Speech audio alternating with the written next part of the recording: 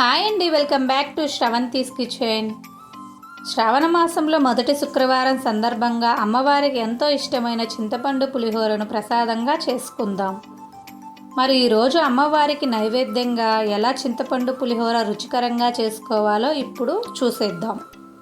ఇప్పుడు ఒక గిన్నెలోకి చింతపండును తీసుకొని కొంచెం నీళ్లు పోసుకొని శుభ్రంగా కడిగి మళ్ళీ కొంచెం నీళ్లు పోసుకొని ఒక 5 నిమిషాలు నానబెట్టుకొని చింతపండు గుజ్జుని తీసి పక్కన పెట్టుకుందాం. తర్వాత పొడి పొడిగా ఉండేలా అన్నం సిద్ధం చేసి పెట్టుకోవాలి. తర్వాత స్టవ్ మీద కడాయి పెట్టుకొని వేడయ్యాక 1 స్పూన్ పచ్చెనగపప్పు, జీలకర్ర, ధనియాలు, మెంతులు, ఆవాలు, మిరియాలు వేసుకొని వేయించుకుందాం.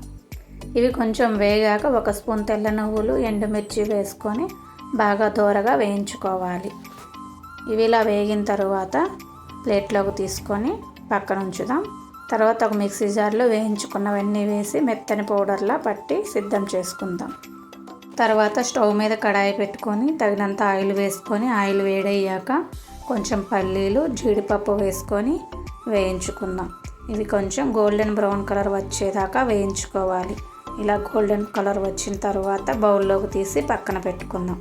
తర్వాత అదే కడాయిలో ఇంకొంచెం ఆయిల్ వేసుకొని పచ్చిశనగపప్పు, ఆవాలు, జీలకర్ర వేసుకొని పోపు వేయించుకుందాం. ఇవి కొంచెం గోల్డెన్ బ్రౌన్ కలర్లో వేగిన తర్వాత పచ్చిమిర్చి చీలికలు, ఎండుమిర్చి, కరివేపాకు వేసుకొని వేయించుకుందాం. ఇవి కొంచెం వేగిన తర్వాత చిటికెడు పసుపు వేసుకొని మరోసారి వేయించుకుందాం. ఇప్పుడు మనం ముందుగా చింతపండు గుజ్జు తీసి పెట్టుకున్నాం కదా, ఈ చింతపండు గుజ్జుని వేసి అంతా బాగా మిక్స్ అయ్యేలా కలుపుకుందాం. చింతపండు గుజ్జు కొంచెం దగ్గర పడేలా ఉడికించుకుందాం. ఇలా అంతా ఉడికించుకుందాం. తర్వాత మనం ముందుగా వేయించి పొడి చేసి పెట్టుకున్న ఈ పొడిని 1 స్పూను వేసుకుందాం. కొంచెం ఇంగువ వేసుకొని అంతా మిక్స్ అయ్యేలా కలుపుకుందాం. ఇప్పుడు మనం ముందుగా అన్నం పొడి పొడిగా సిద్ధం చేసి పెట్టుకున్నాం కదా, ఆ అన్నంలో ఈ చింతపండు గుజ్జును వేసుకొని చేత్తో అంతా బాగా మిక్స్ అయ్యేలా మిక్స్ చేసుకుందాం. ఇలా బాగా మిక్స్ చేసుకున్న తర్వాత ఒక వాటిలోకి తీసుకొని అమ్మవారికి ప్రసాదంగా సమర్పించుకోవడమే. అంతే ఫ్రెండ్స్, మొదటి శ్రావణ శుక్రవారం అమ్మవారికి ఎంతో ఇష్టమైన చింతపండు పులిహోర రెడీ అయింది. నచ్చితే ఒకసారి మీరు కూడా ట్రై చేసి చూడండి. మీకు ఎలా వచ్చిందో కామెంట్ రూపంలో చెప్పండి. మా ఛానల్ని సబ్స్క్రైబ్ చేసుకోవటం మర్చిపోవద్దు friends. Thank you for watching.